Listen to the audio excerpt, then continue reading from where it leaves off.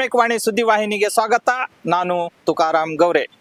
ಇಂದು ಬೀದರ್ ನಗರದ ಮಹಾನಗರ ಪಾಲಿಕೆ ವ್ಯಾಪ್ತಿಯಲ್ಲಿ ಬರ್ತಕ್ಕಂತಹ ಕುಂಬಾರವಾಡ ಬಡಾವಣೆಯಲ್ಲಿ ಅಂಬೇಡ್ಕರ್ ಭವನದ ನಿವೇಶನ ಮಂಜೂರಾತಿಗಾಗಿ ಆಗ್ರಹಿಸಿ ಸ್ಥಳೀಯ ಅಂಬೇಡ್ಕರ್ ಅನುಯಾಯಿಗಳು ಹಾಗೂ ಸಮುದಾಯದ ಜನರಿಂದ ಏನು ಮಂಜೂರಾತಿ ನಿವೇಶನದ ಸ್ಥಳದಲ್ಲಿ ಸುಮಾರು ದಿನಗಳಿಂದ ಪ್ರತಿಭಟನೆಯನ್ನ ಹಮ್ಮಿಕೊಂಡಿದ್ದಾರೆ. ಕಾರಣ ಆ ಸ್ಥಳದ ಮಂಜೂರಾತಿಗಾಗಿ ಆಗ್ರಹಿಸಿ ಸ್ಥಳೀಯ ಲೀಡರ್ಗಳು ಹಾಗೂ ಅಲ್ಲಿರ್ತಕ್ಕಂಥ ಮುಖಂಡರುಗಳು ಸಂಬಂಧಿಸಿದ ಇಲಾಖೆ ಅಧಿಕಾರಿಗಳಿಗೆ ಮನವಿ ಪತ್ರ ನೀಡಿದರೂ ಕೂಡ ಇಲ್ಲಿಯವರೆಗೆ ಯಾವುದೇ ಅಧಿಕಾರಿಗಳು ಸ್ಪಂದನೆ ನೀಡದ ಕಾರಣ ಸದರಿ ಸ್ಥಳದಲ್ಲಿ ಠಿಗಾಣಿ ಹೂಡಿ ಪ್ರತಿಭಟನೆಯನ್ನ ಮಾಡಿ ಅಲ್ಲಿರ್ತಕ್ಕಂಥ ತಮ್ಮ ಆಕ್ರೋಶವನ್ನ ವ್ಯಕ್ತಪಡಿಸ್ತಾ ಇದ್ದಾರೆ. ಹಾಗಾಗಿ ಮುಂಬರುವ ದಿನಗಳಲ್ಲಿ ಜಿಲ್ಲಾಡಳಿತ ಯಾವ ರೀತಿಯ ಒಂದು ಸ್ಟೆಪ್ ಅನ್ನ ತೆಗೆದುಕೊಳ್ತದೆ ಅಂತಕ್ಕಂಥದನ್ನ ನಾವು ನೋಡಿಕೊಂಡು ಬರೋಣ ಬನ್ನಿ. ಅಲ್ಲಿ ಇರ್ತಕ್ಕಂಥ ಪ್ರತಿಭಟನಾಕಾರರು ಮತ್ತು ಸ್ಥಳೀಯ ಅಂಬೇಡ್ಕರ್ ಅನುಯಾಯಿಗಳ ಅನಿಸಿಕೆ ಏನಿದೆ ಅಂತಕ್ಕಂಥದನ್ನ ಸಂಪೂರ್ಣವಾಗಿ ನೋಡಿಕೊಂಡು ಬರೋಣ ಬನ್ನಿ.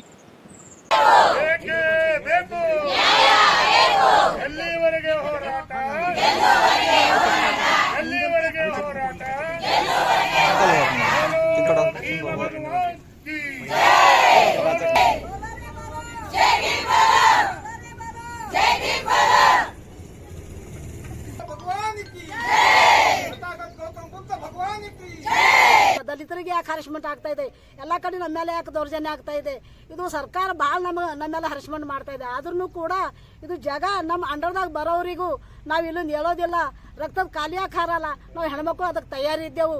ಯಾಕೆ ಇಲ್ಲಿ ಪ್ರತಿಯೊಂದು ಸಮುದಾಯದವರಿಗೆ ಪ್ರತಿಯೊಂದು ದೇವಾಲಯಗಳಾಗಲಿ ಚರ್ಚ್ ಆಗಲಿ ಮಸ್ಜಿದ್ ಎಲ್ಲ ಪ್ರತಿಯೊಂದು ಅವ್ರವ್ರಿಗೆ ಸಂಬಂಧಪಟ್ಟಂಗೆ ಅವ್ರವ್ರ ದೇವಾಲಯಗಳು ಅವ.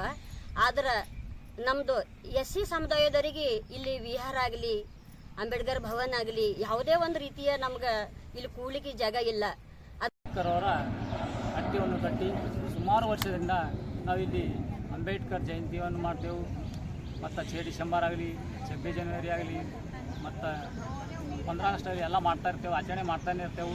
ಅದಕ್ಕೇನಂದ್ರೆ ಈ ಜಾಗ ನಮ್ಗೆ ಬೇಕಾಗಿ ಅಂತೇಳಿ ಈಗಾಗಲೇ ನಾವು ಜಿಲ್ಲಾಧಿಕಾರಿ ಕೊಟ್ಟಿದ್ದೆವು ಮತ್ತು ತಹಸೀಲ್ದಾರ್ ಸಾಹೇಬರು ಕೊಟ್ಟಿದ್ದೆವು, ನಮ್ಗೆ ಜಾಗ ಬೇಕಂತೇಳಿ, ಮತ್ತು ಆರಕ್ಷಕರು ಕೊಟ್ಟಿದ್ದೆವು, ಮತ್ತು ಈಗ ಏನಂದ್ರೆ ಪೊಲೀಸ್ ವರಿಷ್ಠ ಅಧಿಕಾರಿಗಳು ಸುದ್ದಿ ಕೊಟ್ಟಿದ್ದೇವೆ. ನಾವು ಇದಕ್ಕೆ ಯಾವುದೇ ಕಾರ್ಯಕ್ರಮವನ್ನು ಕೈಗೊಂಡಿಲ್ಲ ಅವರು. ಮತ್ತೇನಂದ್ರೆ ನಾವು ಅವ್ರ ಥರ ಹೋದರೆ ಉದಾಸೀನವಾಗಿ ವರ್ತನೆಯನ್ನು ಮಾಡ್ತಾರೆ. ಬೇರೆಯವ್ರಿಗೆ ಹೋದರೆ ಭಾಳ ಜಲ್ದಿ ಅವರಿಗೆ ಸ್ಪಂದನೆ ಪಟ್ಟು ಕೆಲಸಗಳನ್ನು ಮಾಡ್ತಾರೆ. ನಮಗೇನಂದ್ರೆ ಈಗ ಈ ಜಾಗಕ್ಕಾಗಿ ನಾವು ಸುಮಾರು ದಿನದಿಂದ ಹಿಡಿದು ಈ ವರ್ತನೆ ಬರ್ತಾ ಇದ್ದೆವು. ಆದರೂ ಇನ್ನೂ ಇರಲಿಕ್ಕೆ ಏನಿಲ್ಲ.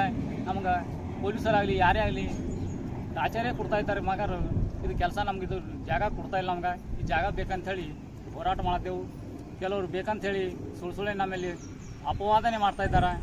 ಅದಕ್ಕಾಗಿ ವತಿಯಿಂದ ಹಾಗೂ ಎಲ್ಲ ನನ್ನ ಅಕ್ಕ ತಂಗಿಯರ ವತಿಯಿಂದ ನಮ್ಮ ಕಡೆಯಿಂದನೂ ನಾವು ಮನವಿ ಮಾಡ್ಕೊಂಡಿದ್ದೀವಿ. ಮುಂದಿನ ದಿನಗಳಲ್ಲಿ ನಮ್ಗೆ ಸರಿಪಡಿಸ್ಕೊಡ್ಬೇಕು, ಇಲ್ಲಾಂದ್ರೆ ಉಗ್ರವಾದ ಹೋರಾಟ ಮಾಡೋಕ್ಕೆ ನಾವು ನಿಮಗೆ ಜಿಲ್ಲಾಡಳಿತಕ್ಕೆ ನಾವು ಹೇಳ್ತಾ ಇದ್ದೀವಿ. ಯಾವುದೇ ರೀತಿಯಿಂದ ಒಂದು ಇದು ಆದಾಗ ಅದಕ್ಕೆ ಜಿಲ್ಲಾಡಳಿತನೇ ಹೊಣೆ ಆಗಿರ್ತದೆ ಅಂತ ಹೇಳ್ತೀವಿ. ಸರ್, ದಾಖಲಾತಿ ಪ್ರಕಾರ ಈ ಜಮೀನು ಯಾವ ಇಲಾಖೆಗೆ ಸಂಬಂಧಪಟ್ಟಿರ್ತಕ್ಕಂಥ ಜಮೀನಾಗಿದೆ ಸರ್? ಇದು ದಾಖಲಾತಿ ಪ್ರಕಾರ ಅಂದಾಗ ಇದು ಸರ್ಕಾರ ಗೋಟನ್ ಜಾಗ ಅದ ಸರ್. ಇದು ಯಾವುದೇ ರೀತಿಯಿಂದ ಯಾರ್ದು ಇದಕ್ಕೆ ಧಾರ್ಮಿಕವಾಗಿ ಯಾರ್ದು ಇದಿಲ್ಲ. ಹೌದು. ಸೊ ಹೀಗಾಗಿ ಇವತ್ತು ನೋಡ್ರಿ, ನೀವು ಕುಂಬಾರವಾಡದಿಂದ ಇಲ್ಲಿ ಕೆಳಗಡೆ ಹೋಗ್ಬೇಕು, ಕುಂಬಾರ ಕಮ್ಮನಿಂದ ಎಲ್ಲ ನಾವು ಯಾರ್ದು ಬಗ್ಗೆದಾಗ ನಾವು ಇದು ಮಾಡ್ತಾ ಇಲ್ಲ, ಟೀಕೆ ಟಿಪ್ಪಣಿ. ಎಲ್ಲ ಜಾತಿ ಧರ್ಮದವರಿಗೂ ಒಂದು ಸ್ಥಾನಮಾನ ಕೊಟ್ಟಿದ್ದಾರೆ. ಇವತ್ತು ಡಾಕ್ಟರ್ ಬಾಬಾ ಸಾಹೇಬ್ ಅಂಬೇಡ್ಕರ್ ಈ ದೇಶಕ್ಕೆ ಸಂವಿಧಾನ ಕೊಟ್ಟಿದ್ದಾರೆ. ಅಂತ ಮಹಾನ್ ವ್ಯಕ್ತಿಗೆ ಈ ಥರ ನಮ್ಗೆ ಅವಮಾನ ಆಗ್ತಾ ಇದೆ ಅಂತಂದ್ರೆ ನಾವು ಎಲ್ಲಿರ್ಬೇಕು, ಯಾರಿಗೆ ಕೇಳಬೇಕು ಅನ್ನೋದು ಇವತ್ತು ಪ್ರಶ್ನೆ ಆಗಿದೆ ಸರ್. ಅವ್ರು ಬಂದ್ ಮಾಡ್ತಾ ಇದಾರ, ಅದಕ್ಕೆ ನಾವು ಕೂಡ ಸಾಕಷ್ಟು ಸರ್ತಿ ಎಲ್ಲರಿಗೂ ಮನವಿ ಕೊಟ್ಟಿದ್ದೆವು. ಮನವಿ ಕೊಟ್ಟಾಗ ಅವ್ರು ಏಕಾಏಕಿ ಬಂದು ಯಾವುದೇ ರೀತಿಯಿಂದ ಅದು ಒಂದು ಸಿಸ್ಟಮ್ ಅದ. ಯಾವ ರೀತಿಯಿಂದ ನೀವು ಜಂಡ ತೆರವುಗೊಳಿಸ್ತೀರಿ? ಹಿರಿಯರನ್ನ ಕರಿಬೇಕು, ತಹಸೀಲ್ದಾರ್ ಅವ್ರು ಕರಿಬೇಕು, ಸಂಬಂಧಪಟ್ಟಂತ ಅಧಿಕಾರಿನ ಕರೆದಿ ಎಲ್ಲರೂ ಸಮ್ಮುಖದಲ್ಲಿ ಅದು ತೆರವುಗೊಳಿಸ್ಬೇಕು. ನಿಮ್ಗೆ ತೆರವುಗೊಳಿಸೋದ ಅಂದ್ರೂ ನೀವು ಏಕಾಏಕಿ ಬಂದು ತೆರವುಗೊಳಿಸ್ತೀರಿ ಅಂದ್ರೆ ಇದು ನಮ್ಗೆ ಭಾಳ ಮನಸ್ಸಿಗೆ ಮತ್ತು ನಮ್ಮ ಸ್ವಾಭಿಮಾನಕ್ಕೆ ಧಕ್ಕೆ ತರುವಂಥದ್ದಾಗಿದೆ ಸರ್. ಒಂದು ವೇಳೆ ಯಾವುದೇ ರೀತಿ ಸರ್ಕಾರದಿಂದ ಸ್ಪಂದನೆ ಬರದಿದ್ದ ಪಕ್ಷದಲ್ಲಿ ತಾವು ಮುಂದಿನ ದಿನಗಳಲ್ಲಿ ಯಾವ ರೀತಿ ಹೋರಾಟ ರೂಪುರೇಷೆಯನ್ನ ಸಿದ್ಧಪಡಿಸ್ಲಿಕ್ಕೆ? ಸರ್, ಇವತ್ತು ಬೆಳಗ್ಗೆಯಿಂದ ನಮ್ಮ ಹೆಣ್ಮಕ್ಳು ಇಲ್ಲಿ ಕೂತ್ಕೊಂಡಿದ್ದಾರೆ. ಇವತ್ತು ಎಲ್ಲರೂ 50 ರಿಂದ 55 ಎಲ್ಲರೂ ಏಜ್ ಇದೆ. ಇವತ್ತು ಅವ್ರು ಊಟ ನೀರು ರಾತ್ರಿ ಎಲ್ಲ ನಿದ್ದೆ ಇಲ್ಲ ಸರ್. ಅವರೆಲ್ಲರೂ ಇದೇ ತರ ಕೂತ್ಕೊಂಡಿದ್ದಾರೆ. ಎಲ್ರಿಗೂ BP ಶುಗರ್ ಇದೆ. ಇವತ್ತು ಏನಾದರೂ ಅನಾಹುತ ಆದ್ರೆ ಅದಕ್ಕೆ ಜಿಲ್ಲಾಡಳಿತ ಹೊಣೆ ಇರ್ತಾರೆ ಸರ್. 20ನೇ ತಾರೀಕು ಸುಮಾರು 50 ಜನ ಮಹಿಳೆಯರು ಸೇರಿಕೊಂಡು ಜಿಲ್ಲಾಧಿಕಾರಿ ಹತ್ರ ಹೋಗಿ ಅವರಿಗೆ ಮನವಿ ಪತ್ರವನ್ನು ಸಹ ಕೊಟ್ಟಿದ್ದಾರೆ. ಸರ್ವೆ ನಂಬರ್ ಕುಂಬರವಾಡ ಸರ್ವೆ ನಂಬರು 51ರಲ್ಲಿ ಸರ್ಕಾರಿ ಜಮೀನಿದೆ. ಆ ಜಮೀನಿನಲ್ಲಿ 75x80 ವಿಸ್ತೀರ್ಣದ ಜಾಗ ಇದೆ. ಆ ಜಾಗವನ್ನು ಮಂಜೂರು ಮಾಡಿಕೊಡ್ಬೇಕಂದಾಗ DC ಮೇಡಮ್ ಅವರು ಸ್ಪಂದನೆಯನ್ನು ಮಾಡಿದ್ದಾರೆ. ಆಯಿತು, ಜಾಗ ಮಂಜೂರು ಮಾಡಿಕೊಡ್ತೀವಿ CS ಐಟ ಅಂತಂದು ಕೇಳಿದಾಗ ಸರ್ಕಾರಿ ಜಾಗ ಇದೆ ಅಂತಂದು ಗೌಟಾಣ್ ಜಾಗ ಇದೆ ಅಂತಂದಾಗ ಆಯಿತು ನಾವು ಮಾಡ್ತೀನಿ ಅನ್ನುವಂಥ ಮಾತನ್ನು ಹೇಳಿದ್ದಾರೆ. ಆ ಸುದ್ದಿಯನ್ನು ರಾಜ್ಯದ ಎಲ್ಲ ದಿನಪತ್ರಿಕೆಗಳಲ್ಲಿ ಬಂದಿದೆ. ಇಲ್ಲಿ ಉದ್ದೇಶ ಏನಂತಂದರೆ ಈ ಕುಂಬರವಾಡ ಗ್ರಾಮದಲ್ಲಿ ಎಲ್ಲ ಧರ್ಮದವರು ಎಲ್ಲ ಜಾತಿಯವರು ಇದ್ದಾರೆ. ಅವ್ರದ್ದೆಲ್ಲ ಮಠ ಮಂದಿರಗಳು ಚರ್ಚ್ಗಳು ಎಲ್ಲ ದೊಡ್ಡ ದೊಡ್ಡ ಮಟ್ಟದಲ್ಲಿ ನಿರ್ಮಾಣ ಆಗಿದ್ದಾವೆ. ಈ ದೇಶಕ್ಕೆ ಸಂವಿಧಾನ ಕೊಟ್ಟಿರ್ತಕ್ಕಂಥ ಬಾಬಾ ಸಾಹೇಬ್ ಅಂಬೇಡ್ಕರ್ ಭವನವನ್ನು ಕಟ್ಟಬೇಕಂತಂದರೆ ಇಲ್ಲಿ ಪ್ರಶ್ನೆ ಮಾಡ್ತಾರೆ. ನಗರಸಭೆಯವರು CC ಕ್ಯಾಮ್ರಾವನ್ನು ಕೂಡಿಸ್ತಾರೆ, ಪೊಲೀಸರಿಗೆ ಕಳಿಸ್ತಾರೆ ಮತ್ತು ಟೆಂಟ್ನವರಿಗೆ ದಬಾವ್ ಹಾಕಿ ಅವರಿಂದ ಟೆಂಟನ್ನು ತೆಗೆದುಹಾಕ್ರಿ ಅನ್ನುವಂಥ ಮಾತುಗಳನ್ನು ಹೇಳ್ತಾರೆ. ಇದು ಖಂಡಿಸ್ತೇವೆ. ಪ್ರಜಾಪ್ರಭುತ್ವಕ್ಕೆ ಹೇಳ್ತಕ್ಕಂಥದ್ದು ಎಲ್ಲರಿಗೂ ಹಕ್ಕಿದೆ. ಆ ಹಕ್ಕನ್ನು ಕಸಿದುಕೊಳ್ತಕ್ಕಂಥ ಕೆಲಸ ಪೊಲೀಸ್ ಇಲಾಖೆಯವರಾಗಲಿ ಮಹಾನಗರ ಪಾಲಿಕೆಯವರಾಗಲಿ ಮಾಡಬಾರ್ದು. ಜಿಲ್ಲಾಡಳಿತ ಎಚ್ಚೆತ್ತುಕೊಂಡು ಈಗಾಗಲೇ ಈ ಖಾಲಿ ಇರ್ತಕ್ಕಂಥ ಜಾಗಕ್ಕೆ ಅಂಬೇಡ್ಕರ್ ಭವನವನ್ನು ಅಡಿಗಲ್ಲು ಜಿಲ್ಲಾಧಿಕಾರಿಗಳೇ ಬಂದು ನೆರವೇರಿಸಬೇಕು. ಒಂದು ವೇಳೆ ವಿಳಂಬ ಆಗಿದ್ದಲ್ಲಿ ನಾವು ಉಸ್ತುವಾರಿ ಸಚಿವರ ವಿರುದ್ಧ ಈಗೇನು ಹೊಸದಾಗಿ ಮತ್ತೆ ಮಂತ್ರಿಗಳಾಗಿದ್ದಾರೆ ಈಶ್ವರ್ ಖಂಡ್ರೆ ಅವರು, ಅವ್ರ ಗಮನಕ್ಕೆ ತರ್ತೇವೆ. ನಮ್ಮ ಜಿಲ್ಲೆಯ ಬೀದರ್ ಉತ್ತರ ಕ್ಷೇತ್ರದ ಶಾಸಕರಾಗಿರ್ತಕ್ಕಂಥ ರಹೀಂ ಖಾನ್ ಸಾಹೇಬ್ರಿಗೂ ಗಮನಕ್ಕೆ ತಂದಿದ್ದೇವೆ. ಎಲೆಕ್ಷನ್ ಬಂದಾಗ ಮತಗಳು ಬೇಕಾದಾಗ ಗಲ್ಲಿ ಬರ್ತೀರಿ, ಗಲ್ಲಿಯ ಸಮಸ್ಯೆನ ನೀವು ಕೇಳಿ ಪರಿಹಾರ ಮಾಡಿಕೊಡ್ತಕ್ಕಂಥ ಕೆಲಸವನ್ನು ಶಾಸಕರಾದವರು ಮಾಜಿ ಮಂತ್ರಿ ಆದವರು ಮಾಡಬೇಕು, ಮಾಡ್ತಕ್ಕಂಥ ಕೆಲಸವನ್ನು ಮಾಡಬೇಕು.